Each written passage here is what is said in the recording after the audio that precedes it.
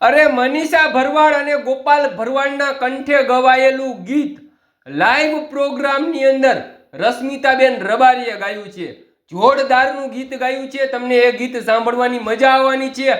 હમણાં હું તમને એ ગીતનો વિડીયો બતાવું, પણ એ વિડીયો બતાવું એ પહેલા કોમેન્ટ બોક્સની અંદર જય દ્વારકાધીશ જરૂરથી લખી નાખજો અને રશ્મિતાબેન રબારીનો આ વિડીયો જોવો.